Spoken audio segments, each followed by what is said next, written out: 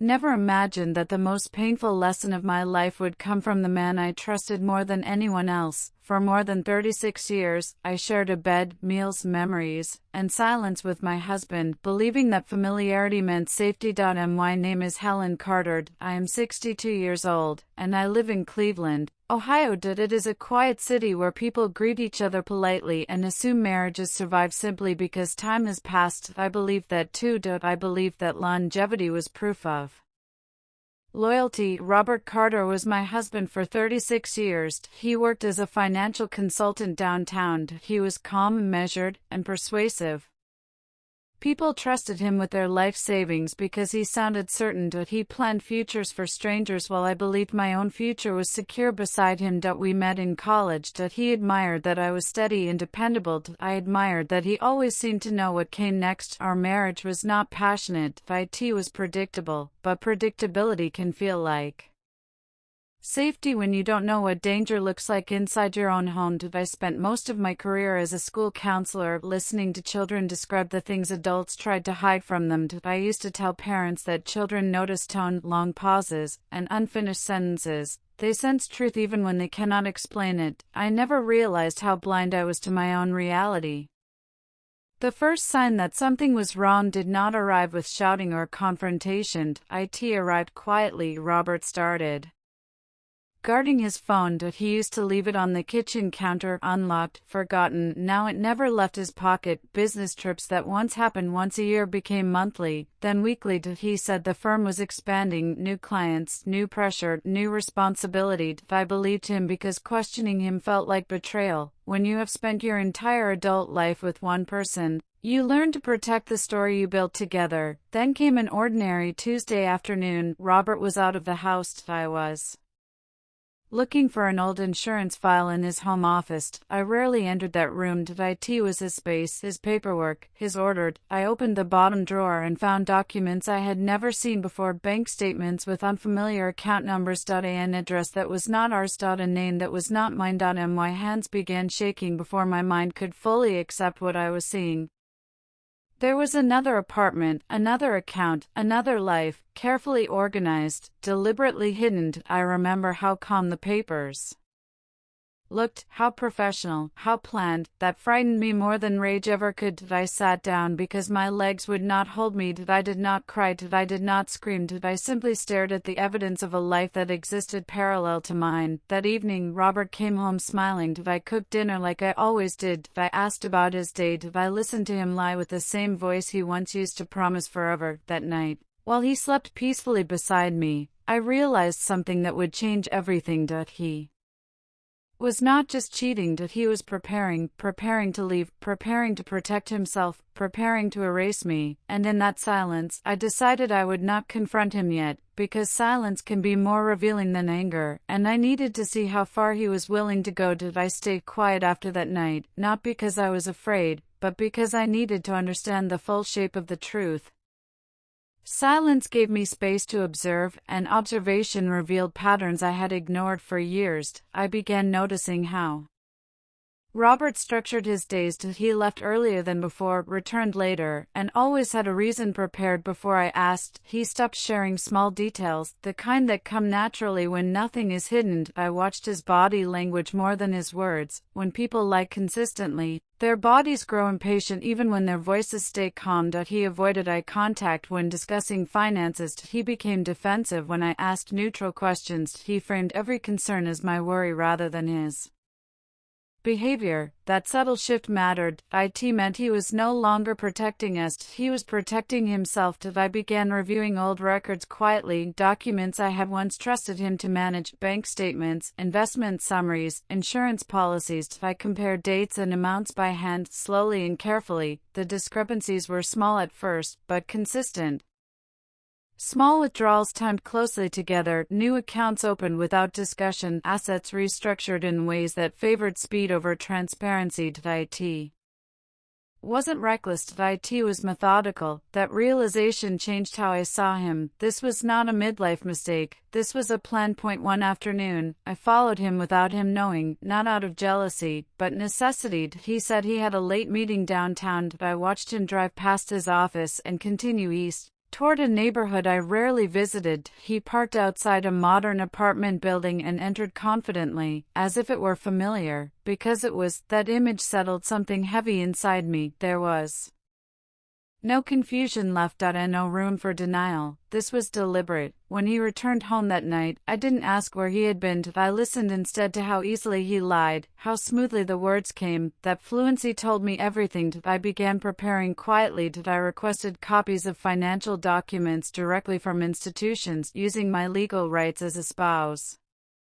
Robert didn't notice at first. He assumed control meant invisibility. He was wrong. The documents arrived slowly, but each one confirmed the same truth. Money had been redirected, investments shifted, properties discussed, but never disclosed. He had positioned himself carefully, as if expecting a future without me. I wondered how long he had believed I would accept that without resistance. The answer arrived sooner than I expected. One evening, he mentioned selling the house casually, as if it were already decided. He spoke about downsizing, about convenience, about what would be easier for me. I recognized the language immediately. It was the same language he used with clients when guiding them toward decisions they thought were their own. I nodded and said nothing. That silence emboldened him. He began discussing timelines, options, and next steps more openly. He believed the hardest part was over. That belief made him careless. I found emails he forgot to delete, messages filled with logistics, non-emotion. Travel plans, financial coordination, legal consultation. He wasn't leaving because he fell in love. He was leaving because he had calculated that it was time. He underestimated me because he had always done so quietly. That night, I looked back on our marriage with new clarity. The compromises I made, the decisions I deferred, the authority I surrendered without question, none of it happened suddenly. It accumulated over decades, and now it was being used against me. But clarity brings power. I contacted a legal advisor independently, using a number Robert didn't know. He listened without interruption. When I finished, he didn't sound surprised. He said situations like mine were more common than people realized. That sentence mattered. It meant this was survivable. It meant there were steps. I didn't act yet. I wasn't ready. The truth was, I wanted to know how far Robert would go if he believed I was unaware. That information would matter later. So I stayed calm. I stayed observant, and I stayed silent. Because silence wasn't weakness anymore. It was strategy. And Robert was walking deeper into a story he believed he controlled, unaware that every step he took was being carefully documented. I did not rush after that realization. Rushing would have exposed me, and exposure would have given Robert time to adjust his story. I needed facts, not emotion. I needed certainty, not confrontation. So I continued my life exactly as before. I cooked, I cleaned, I listened, I smiled. That normalcy was my cover. Robert grew more relaxed with every passing day. He talked freely about his plans, never realizing how much he was revealing. He spoke about retirement, timelines, about simplifying life, about what would be best for both of us. He never once asked what I wanted. That silence on his part told me more than any confession could. I began organizing my own records quietly, documents I had not reviewed in years, property deeds, old tax filings, marriage agreements. I end the process, I rediscovered something Robert had forgotten. That many of our assets were older than his strategy. They were joint, they were protected, they were not as easy to erase as he believed. One afternoon, while reviewing an old folder, I found correspondence from years earlier, notes from a financial advisor who had insisted on dual I began to understand that betrayal is rarely impulsive. It is built slowly, layer by layer, and justified long before it happens. Once I truly saw Robert, I could not unsee him. Every conversation felt different, every pause felt intentional. He started speaking to me the way he spoke to clients, carefully guiding the direction of the discussion without asking for agreement. He talked about finances as if they were his burden alone. He described our future as if it had already been decided. He never asked what I wanted because he assumed I would follow. That assumption became his weakness. I continued watching him closely, not with anger, but with focus. When someone believes they are in control, they stop protecting details. Robert became careless. He left financial websites open on his laptop. He answered phone calls in the same room. He spoke in half sentences that assumed my ignorance. One evening, I heard him say the words after everything is finalized and nothing can look suspicious. That confirmed what I already knew. This was not about love or emotion. This was about planning an exit. I began quietly building my own understanding. I contacted a financial advisor using my maiden name and asked questions without emotion. He reviewed what I had gathered and explained that Robert had been repositioning assets deliberately. He was preparing for separation while limiting my access. Another professional explained my legal standing clearly and calmly. That clarity mattered. IT removed fear and replaced it with structure. At home, Robert started using different language. He said certain decisions were temporary. He said changes were for my convenience. He framed control as care. That manipulation was familiar. I had heard him use it with others before. He believed it would work on me as well. One afternoon he placed a document in front of me and said it would make things easier. He did not explain it. I read it slowly. It allowed limited financial access under his supervision. I asked one simple question, why now? He paused, then smiled, and said it was just routine. That pause mattered. I said I needed time. He agreed, but his tone tightened slightly. That shift told me pressure was coming. That night, my thoughts were clear rather than anxious. Betrayal loses power when it becomes predictable. I realized Robert expected me to avoid conflict, to trust his experience, to follow quietly. That pattern had worked for decades. IT would not work anymore. The next morning, I began documenting everything. Carefully, what he said, when he said it, how he said it. I saved copies in different places. I wrote notes immediately. Memory fades, but records remained. Robert continued his routine comfortably, unaware that his version of events was being preserved with precision. What surprised me most was how normal he appeared. He laughed, planned dinners, and spoke about the future confidently. He lived easily inside the lie that told me emotion would never expose him, only facts would, and those facts were accumulating faster than he realized. I did not change my behavior after that, not even slightly. That was important. People like Robert notice shifts. They sense resistance before it becomes visible. So I stayed consistent. I cooked, cleaned, asked neutral questions, and listened more than I spoke. That consistency gave him confidence, and confidence made him careless. He began leaving his laptop unlocked more often. He stopped hiding certain phone calls. He assumed I had already accepted the direction he was taking. One evening he casually mentioned meeting with a lawyer the following week. He said it was routine, just paperwork, to make things easier going forward. I nodded and said nothing. That silence encouraged him. He spoke more freely about his plans, using words like structure and efficiency, as if they were neutral choices rather than control mechanisms. I recognized the strategy immediately. IT was the same approach he used with clients who trusted him without understanding the full picture. I began requesting documents directly from institutions under the guise of curiosity, tax summaries, account histories, insurance details. The responses arrived slowly, but each one filled another gap. Robert had underestimated how much access I still legally held.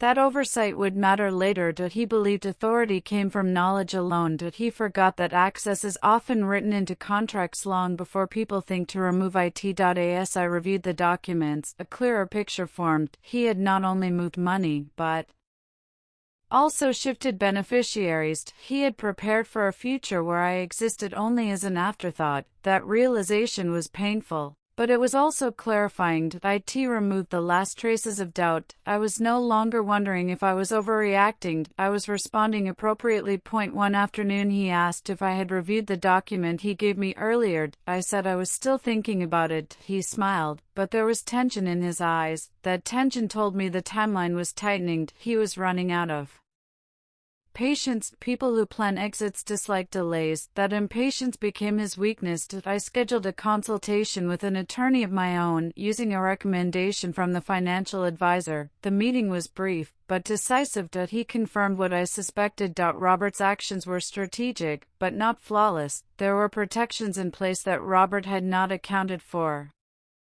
That knowledge shifted my posture internally. I was no longer just observing, I was preparing to act. Still, I did nothing outwardly. I Wanted to see how far Robert would push once he believed cooperation was guaranteed, that information would be valuable. He continued escalating subtly. He framed decisions as urgent. He emphasized convenience. He reminded me of my age without saying the word. That manipulation was deliberate. He was constructing a narrative where resistance would appear unreasonable. I recognized it because I had heard it before, spoken to others in my presence over the years. He never imagined it would be used against him. That irony did not bring satisfaction. It brought resolve. I began setting aside copies of everything in a secure location. I organized them chronologically. Betrayal loses its power when it is mapped clearly. By the end of that week, I understood something crucial. Robert was not improvising. He was following a plan. And that plan depended entirely on my silence continuing. He believed my quiet meant consent. He believed my calm meant compliance. He was wrong, but I would let him continue believing it.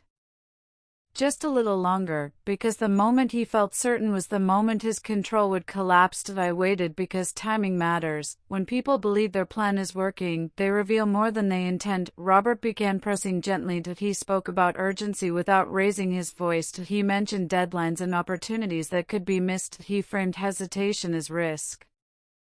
That language was familiar. It was the same language he used with clients to move them past doubt. I responded with calm neutrality. I said I was thinking. I said I trusted his judgment. That reassurance loosened his guard. He grew bolder. He discussed selling assets as if the decision were already mutual. He talked about relocation as if logistics were settled. He never once asked how I felt.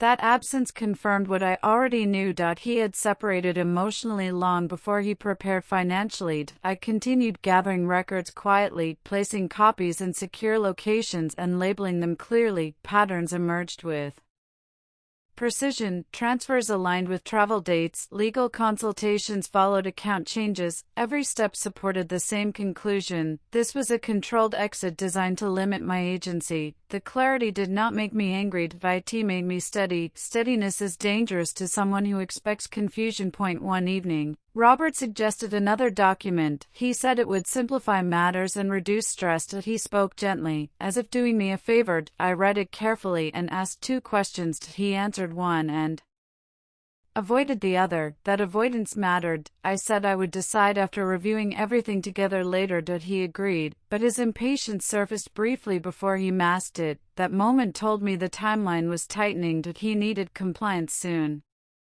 That need shifted the balance. He believed cooperation. I knew the moment was close because Robert stopped pretending patience. When people sensed control slipping, they rushed. He began checking in more often, asking casual questions that weren't casual at all. He wanted confirmation. He wanted reassurance that nothing had changed. I gave him exactly what he expected. Calm answers, neutral expressions, no resistance. That consistency made him confident.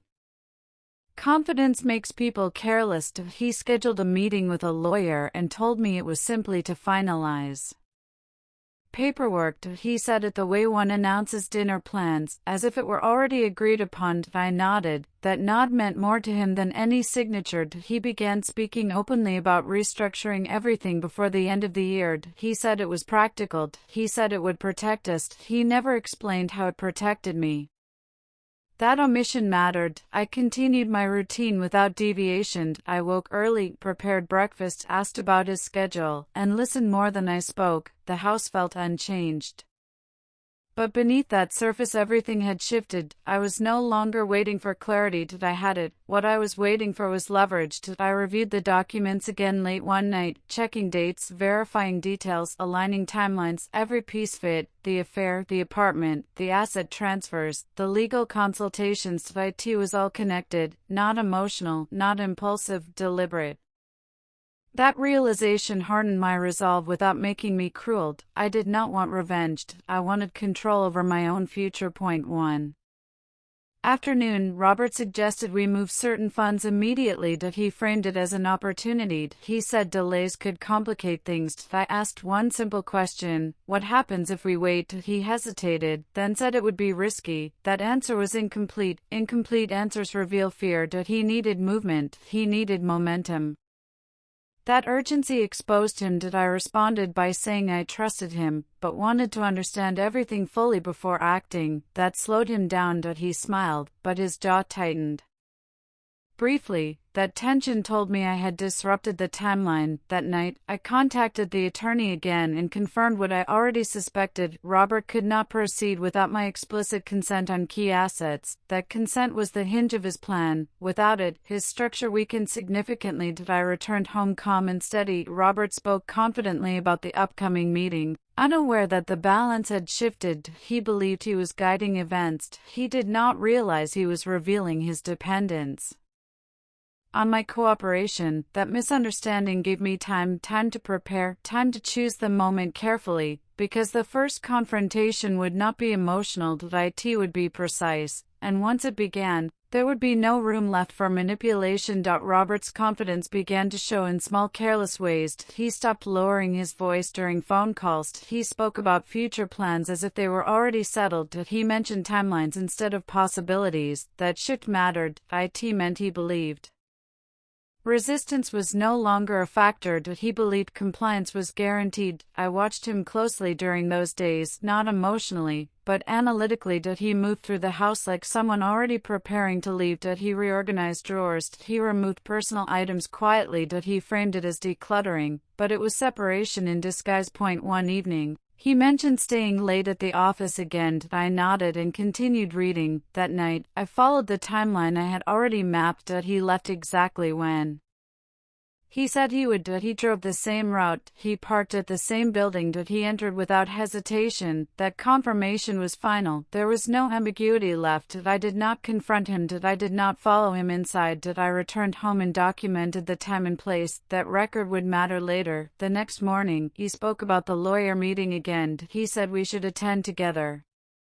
That suggestion was strategic. He wanted legitimacy. He wanted the appearance of unity. I agreed. That agreement surprised him, but he hid it well. My calm reassured him. He assumed my presence meant acceptance. What he did not understand was that clarity removes fear, and fear was the only thing that had ever kept me quiet. In preparation, I reviewed every document one final time. I organized them in order, highlighting inconsistencies and omissions. I did not plan a dramatic confrontation. I planned a controlled one. When people who rely on manipulation are confronted with facts, they unravel quietly. The morning of the meeting, Robert was unusually pleasant. He complimented breakfast. He spoke about shared memories. He attempted familiarity. That behavior was not affection. It was insurance. I recognized it immediately and responded neutrally. We drove together in silence. He filled the quiet with small talk. I let him. The lawyer's office was calm and professional. Robert spoke confidently, laying out his plan as if it were already agreed upon.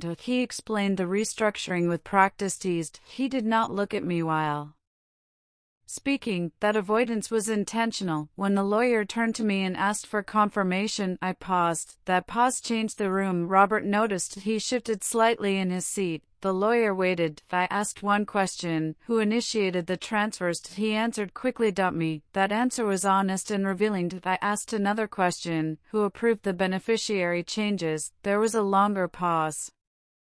Robert looked at the lawyer, then back at me. That hesitation mattered. I said nothing further at that moment, but the dynamic had shifted. The lawyer asked clarifying questions. Robert's responses became less fluid. The structure he relied on began to weaken. He had expected agreement, not inquiry. That meeting did not end with signatures. It ended with recommendations to review details further. Robert was polite on the drive home, but quieter.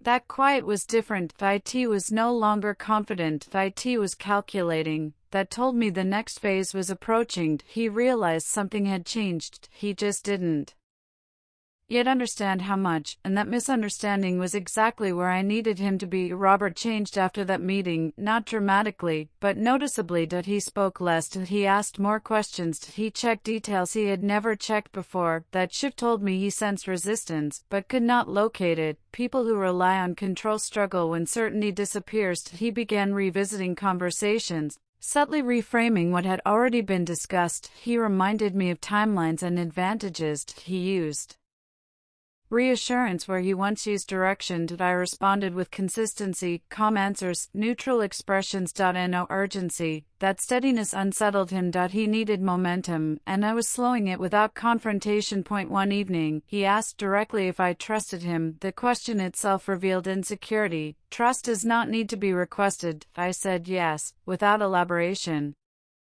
That answer satisfied him briefly, but it did not restore his confidence. He resumed activity behind the scenes, more calls, more emails, more adjustments. He was compensating. I continued documenting everything, noting changes and cross-referencing them with dates. He was attempting to tighten loose ends. That effort confirmed what I already knew. He was close to acting without my cooperation. That possibility mattered. I scheduled one more independent consultation to confirm my position. The guidance was clear. Any unilateral move would expose him legally. That knowledge allowed me to choose timing rather than react to it. At home, Robert attempted familiarity again. He referenced shared history, old vacations, inside jokes. It was not nostalgia. It was leverage. He was trying to anchor me emotionally to delay resistance. I acknowledged the memories without engaging emotionally. That distance confused him. He expected emotion to soften boundaries. It did not. The following week, he proposed a final review of documents at home. He said it would be simpler and more comfortable. I agreed. That agreement reassured him. The night before, he organized papers meticulously. He believed preparation equaled control. He underestimated how much preparation I had already done. When we sat down together, he led the discussion confidently. He explained steps. He pointed to signatures. He described outcomes. When he finished, I asked him to clarify one discrepancy. He answered smoothly. I chose not to rush the ending because endings shape memory. Robert believed the confrontation had passed. He mistook my pause for hesitation. That misunderstanding worked in my favor. He resumed routine cautiously, testing the ground with small questions and measured suggestions. He wanted to confirm whether control could be reclaimed. I responded with calm neutrality. I neither resisted nor agreed outright. That balance kept him uncertain. Uncertainty makes people reveal priorities. He began focusing on protecting outcomes rather than appearances. He spoke less about feelings and more about logistics. That shift mattered. It confirmed that the relationship had already become transactional for him. I reviewed my position again, not for reassurance, but for precision. Every document was verified, every date aligned, every consent requirement was clear.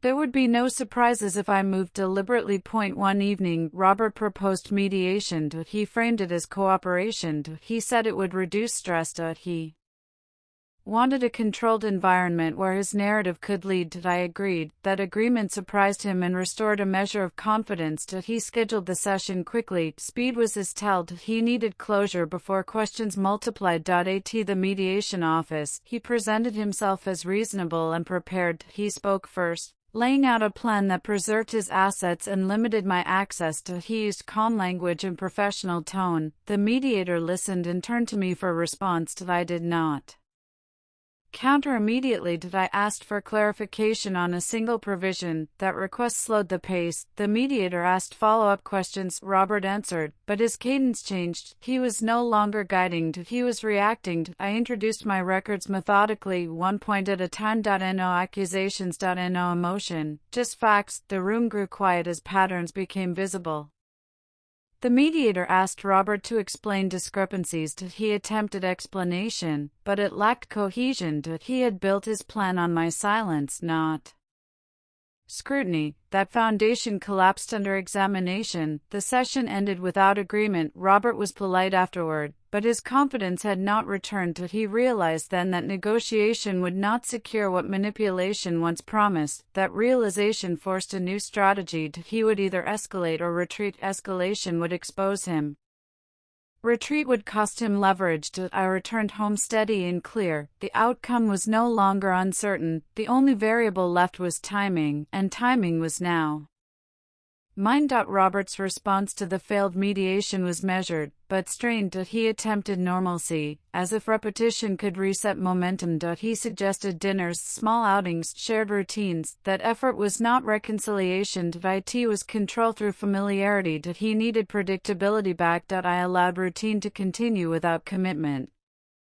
That distinction mattered. It kept channels open while denying leverage. He began testing boundaries, asking whether I would reconsider terms, framing concessions as mutual benefit. I listened and asked clarifying questions rather than refusing outright. Questions slowed him down and revealed assumptions. He expected compromise without accountability. That expectation was exposed each time specifics were required. He started consulting advisors more frequently, believing complexity could overwhelm scrutiny. Complexity does the opposite. It creates trails. I continued documenting calmly, updating timelines and cross-checking statements. He shifted money again, smaller amounts, this time masked as operational adjustments. That change signaled urgency. He was attempting to secure outcomes before authority slipped further. One evening, he asked directly whether I intended to proceed legally. The question was premature. It betrayed concern. I said I intended to proceed carefully. That answer unsettled him. Careful does not mean passive. He increased pressure subtly, raising concerns about costs and public exposure. He implied inconvenience and fatigue, hoping weariness would produce consent. It did not. He underestimated resolve shaped by clarity. He then pivoted to persuasion, recalling shared history and sacrifices. The appeal was emotional but imprecise. It avoided responsibility. That avoidance ended its effectiveness. I acknowledged the past without yielding the present.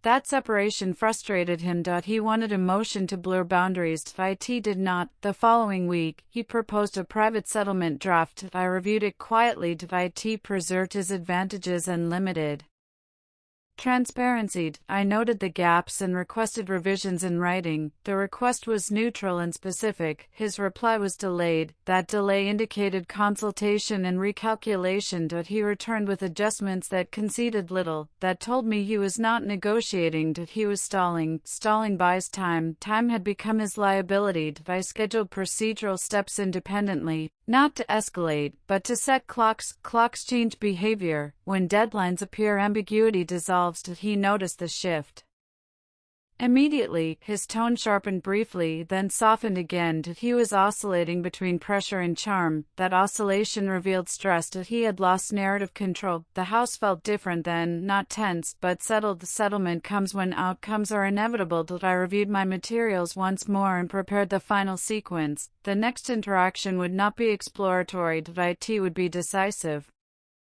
And once it began, there would be no space left for reinterpretation. I chose the moment carefully, because final decisions should feel inevitable, not dramatic. Robert sensed it before I spoke. He noticed the steadiness in my tone and the absence of hesitation. That absence unsettles people who rely on persuasion. I placed the finalized documents on the table and outlined the steps that would follow, clearly and without emotion. There were timelines, requirements, and consequences stated plainly. He listened without interrupting for the first time in months. That silence told me he understood.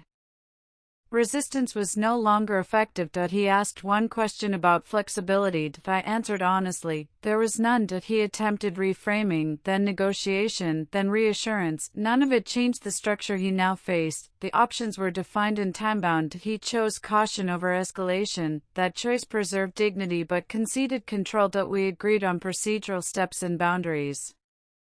The agreement was formal, measured, and complete. Afterward, normalcy returned briefly, not as comfort but as closure. He packed methodically, removing what was his and leaving what was not. The house felt lighter, not empty. Clarity does that. In the days that followed, communications were minimal and precise. Each step progressed as outlined. No surprises. No reversals. The systems worked because they were grounded in facts rather than emotion. When the final confirmation arrived, I acknowledged it quietly and moved forward.